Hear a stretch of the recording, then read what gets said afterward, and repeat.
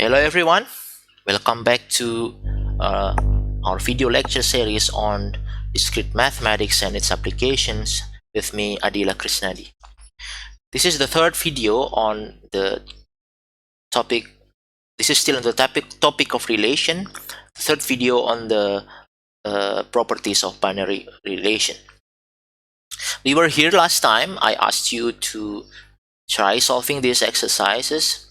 So determine whether any of these relations is reflexive, irreflexive, or neither. So we check the irreflexivity on these 5 relations. So if you're done with that, we could continue with the solutions. But if you're not, it will be better to pause the video here and try solving this exercise first. Okay, you're done? Then let's continue. The first one, R1, is the empty relation and define on any non-empty domain. So the underlying set is non-empty. So is this reflexive or is this not irreflexive or neither? Let's have a look. First, let's say R1 is defined over A, where A is not empty. So at least, at least A contains one element, right? So one element, say C. Now, so the question is now to check whether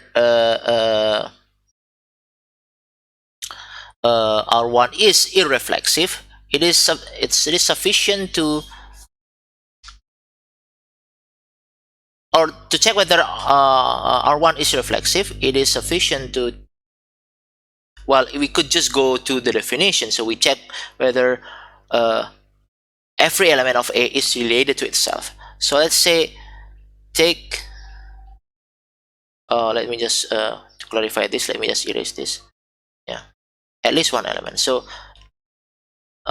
take any element C of A. Then obviously C, C is not in R1. Well, because of course, because R1 is empty. So therefore R1 is not reflexive, because, well, to be reflexive, C, C must be in R1. But also from this reasoning, we could also see that R1 is actually irreflexive. Because C, C is not in R1. And there is at least one element in A. Now that is for R1. So we know that R1 is not reflexive and R1 is irreflexive. Remember, it is on non-empty domains. The answer might be different if we are talking about an empty domain, but you should think about that at home.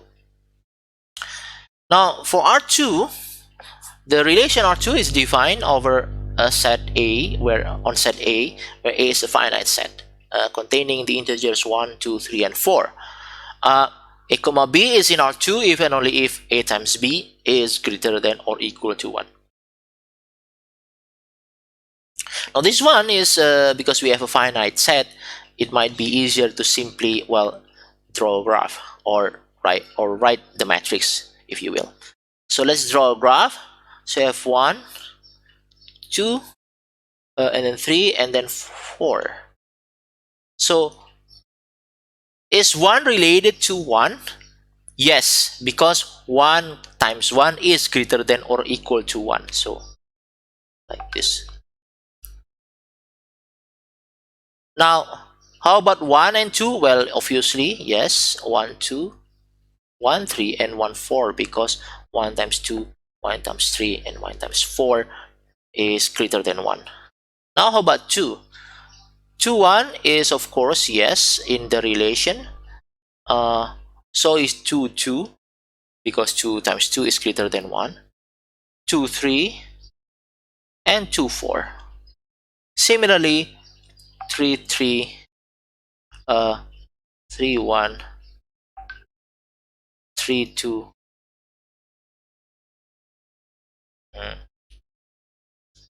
Sorry. Let me redraw this.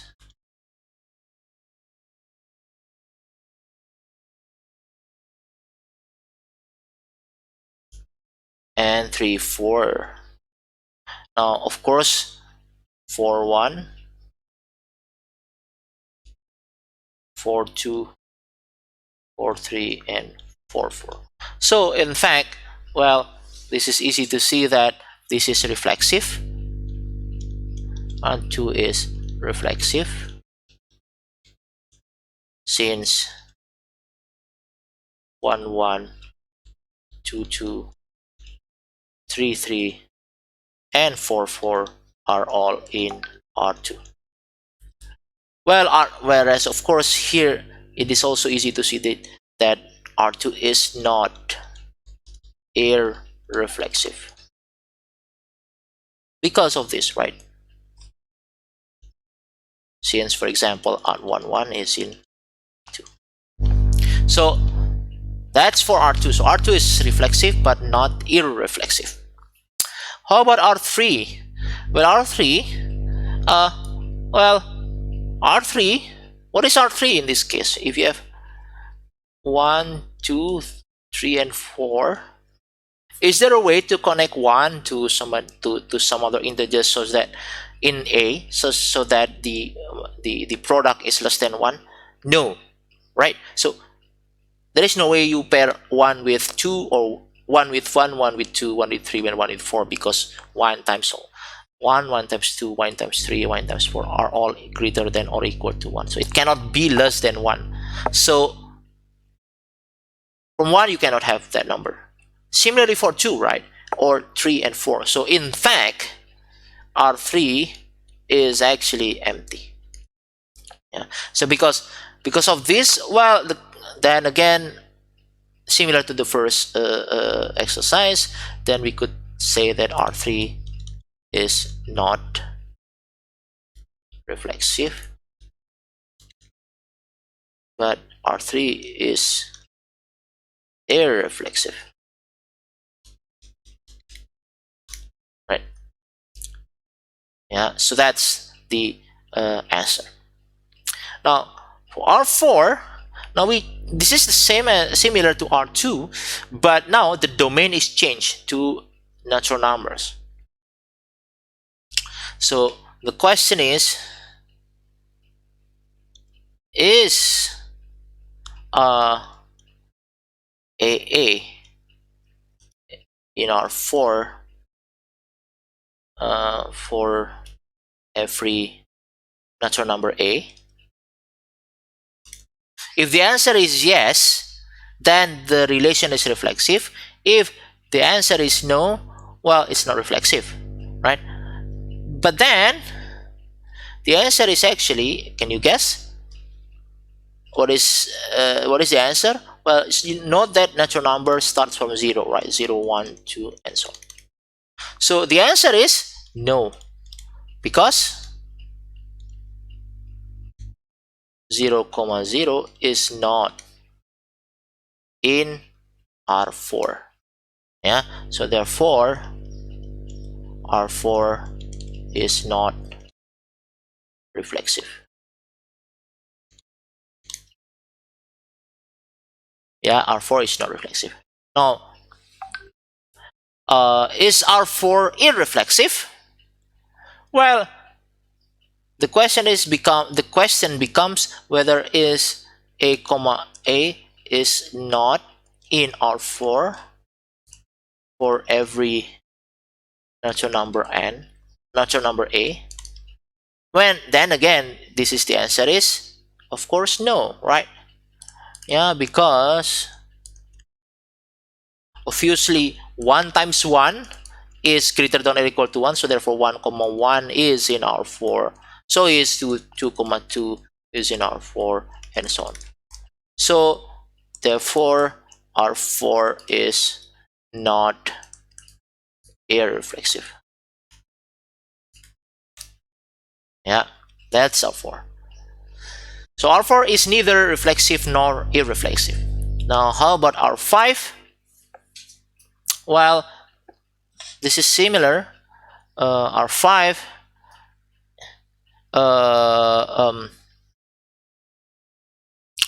R5 is not reflexive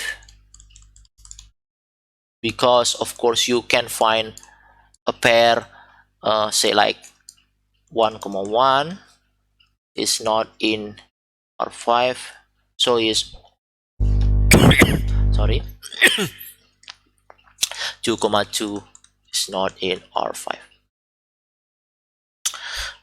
Now similarly, of course, R5 is not irreflexive because there is a pair, just this single pair 0 comma 0, which is in R5. Yeah, because you can find the pair a comma a that is in R5. So R5 is not irreflexive. So R5 is neither reflexive nor irreflexive. So those are the answers for our exercise. Hopefully you get the answer correct. You get your answer is correct. So now let's move on to the next property of binary relation, namely symmetry and asymmetry and antisymmetry. These three properties are actually related, or phrased similarly. They are actually different. So let's have a look. Suppose you have binary relation on set A, and we say that R is symmetric if and only if whenever you have a comma b in R, then b comma a must also be in R. So whenever you have a pair a comma b in R, then the opposite pair, so b comma a, must also be in R. Now the second property here is asymmetry. So R is asymmetric if and only if whenever you have a pair a comma b in R, then the opposite pair cannot be in R. So the opposite pair b comma a must not be in R. So there can only be one of them, at least. There can only be at most one of them. So either a comma b in R or b comma a not in R, or not both, or neither of them, right? So if a comma b is in R, then b comma a cannot be in R. So that's the asymmetry. Now the third one is antisymmetry. So R is antisymmetric if and only if whenever you have both a comma b in R and b comma a in R, so meaning that a comma b and the opposite pair b comma a both are in R, then it must be the case that actually a is equal to b. So this is different from symmetry, obviously, also different from asymmetry, because in asymmetry, whenever you have one pair a comma b in R, then the opposite pair cannot be in R. But here antisymmetry only is slightly less restrictive than asymmetry, where if you have a comma b in R, then it is possible that b comma a is also in R. But if that is the case, then a must be actually equal to b. So you see, asymmetry and antisymmetry are different, and both are different from not symmetric, so being not symmetry. So asymmetry is because something because if a relation is not symmetric, then it is possible that it is also not asymmetric. Yeah, a relation is symmetric. Sorry, a relation is not symmetric if you can just find one a comma b in R such that b comma a is also in R. Yeah, just one. Now the second note, antisymmetry vacuously holds when there are no elements a, b in the underlying set such that both a comma b and b comma a are in the relation. So if the if this part cannot be satisfied by any pair of element, then antisymmetry holds. It's like saying that if P implies Q is true when P is false. Yeah, something like that. Now let's have a look at some examples. We have four relations here over 1, 2, 3, 4, and we want to see whether they are symmetric, asymmetric, or antisymmetric. Let's go through this one by one. The first one, R1, is the relation given there. So let's just draw the picture to make it easier. So you have 1, 2, and then 3, and then 4, and 1 go to 1, 1 goes to 2, 2 goes to 1, 2 goes to 2, 3 goes to 4, 4 goes to 1, 4 goes to 4. So you see from the picture, you have, for example, 3, 4 is in R1, but 4, 3 is not in R1.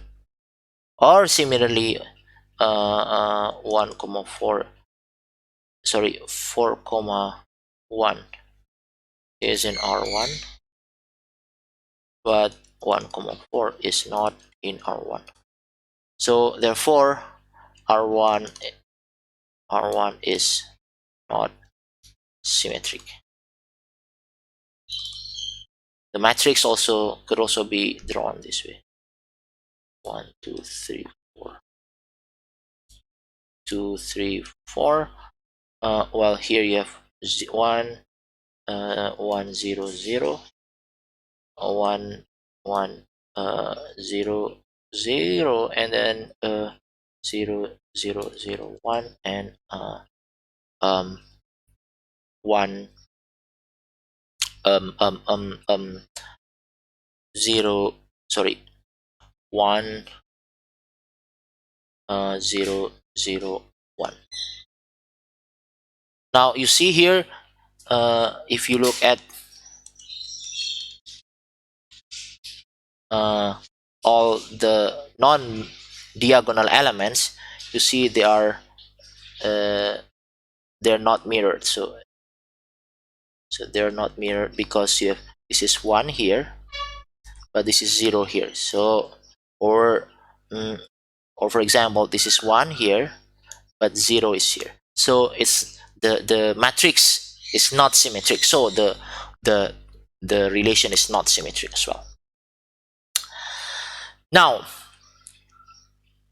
is it asymmetric? Well, no, because R1 is not asymmetric. Why? Because you have a pair that is that goes in both directions. So essentially, for example, because you have 1, 2 and 2, 1 are both in R1. Yeah. So you have, so in the earlier for symmetry, all arrows must go in both directions, so it cannot go in just one direction, must go in both directions. Whereas for asymmetry, arrows can only go, if any, to one direction. So we cannot have arrows going in opposite directions. So therefore R1 is R2, I should say here. Oh yes, so R1 is not asymmetric. Now how about antisymmetry? So for antisymmetry, what we want to look at is really just the pair A comma B, such that A comma B is in R1 and B comma A is in R1. In this case, A must be equal to B. So what are the pairs? Well, the only possible pairs that are, so if A and B are equal, then we're done, right? So we just need to check those A, B such that A and B are not equals. But here you see that you have 1 comma 2 is in R1, 2 comma 1 is in R1, but obviously 1 is not equal to 2. So therefore R1 is not symmetric. Yeah, that's R1. Now how about R? Now if you look at the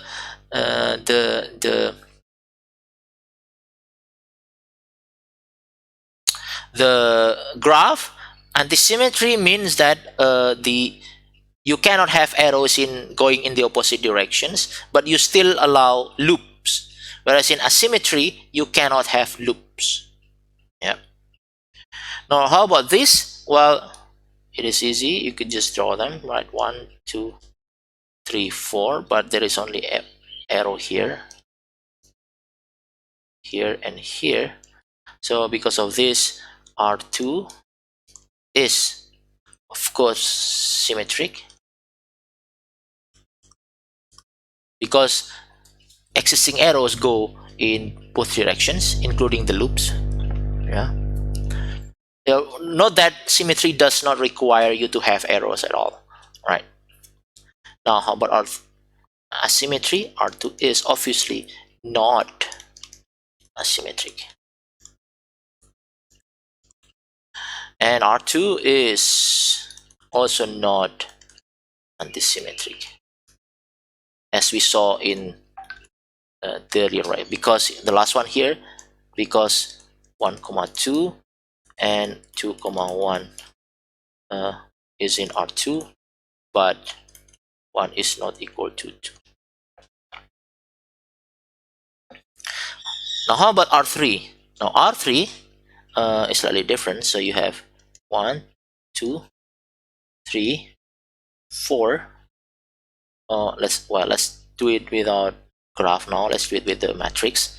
So you have 1, 2, 3, 4. 1, 2, 3, 4.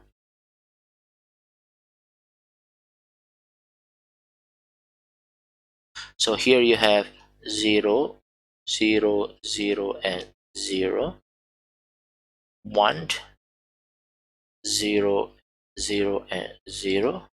And then 1, 1, 0, and 0. And then 1, 1, 1, and 0. You see all diagonal elements are 0. And also the matrix is not symmetric. So therefore R3 is not symmetric. Yeah. See, or if you want to write it down, you could say, well, for example, 2, 1 is in R3, but 1, 2 is not in R3. Now, is this asymmetric? Yes. So R3 is asymmetric. Yeah, because you see the because diagonal elements are all 0,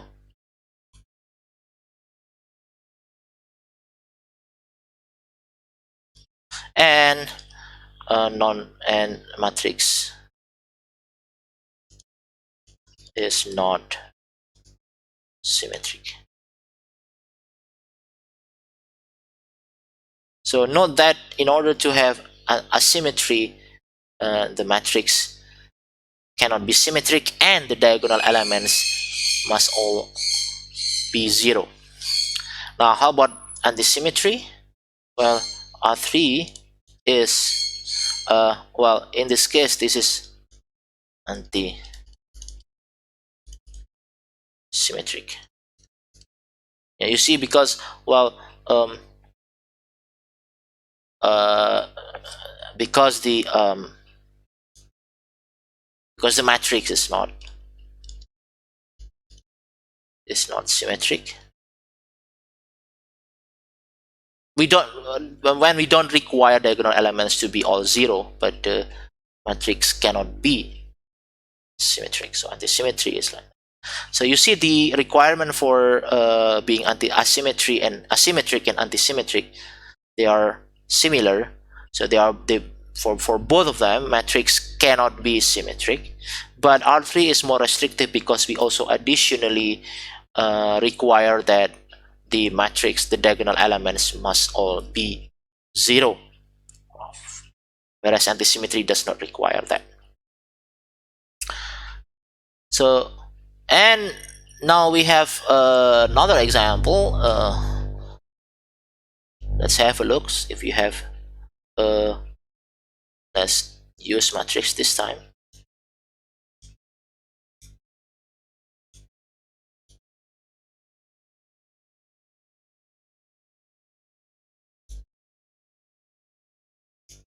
So this is 1 1 1 1.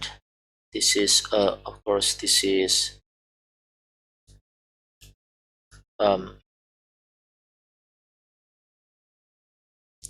0 1 1 1 0 0 1 1 and 0 0 0 1. And here again, matrix is not symmetric, and diagonal elements contain ones, yeah, as entry. So that is so for this reason, then R4 is not symmetric. You see, because well, 1 2 is in R4, but 2 1 is not in R4. Now R4 is not asymmetric because well, because you have 1 1 is because 1 1 is in R4, so you cannot satisfy a symmetry requirement for that. Now finally, R4 is antisymmetric. It is antisymmetric because well, if you take it is the matrix is not symmetric and the diagonal elements may contain 1. Yeah. All right, so that's the examples. So we could summarize a few remarks regarding the representation for symmetric, asymmetric, and antisymmetric relations. For symmetric relations, for the graph, each edge always has a counterpart edge going to the opposite direction. So each edge always has a counterpart edge. You don't need to have an edge, but if there is an edge, then the counterpart must also be there as well. Now loops are allowed and are considered going in both directions. You can have a loop, or you can have a loop, or you can, well, don't have a loop. You may not have a loop. So equivalently, in the matrix representation, then the matrix is symmetric with respect to the main diagonal. That is, if the matrix of the relation is MR, then Mij is equal to Mji. Then you have asymmetric relations. Asymmetric relation, in asymmetric relations, the graph never has, each edge in the graph never has a counterpart edge going to the opposite direction. So an edge can only, so between a pair, there can only be one edge in one direction. So you cannot have two edges going in opposite directions. And in addition, loops are not allowed. Yeah, loops are disallowed. Now the equivalent condition on the matrix representation would be such that the non-diagonal entry is never one. The non-diagonal entry can never be both one. So the entry and it's the counterpart, right? And the main diagonal entries can never be one. Yeah, that is, Mii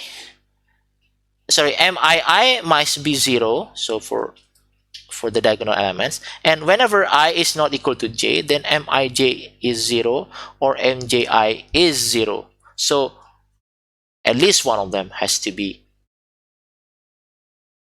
0, right? Can be both 0 or at least one of them. Now for antisymmetric relations, the graph is similar to asymmetric relation, but except that the loops are allowed, and the matrix is similar to asymmetric relation, except that except that the main diagonal end may contain 1. Yeah, so Mii can either be 0 or 1. Now with that, let's do these exercises again, another 5 relations we have here, and determine whether they are symmetric, asymmetric, or antisymmetric. Try this first, and we'll have the solution in the next video.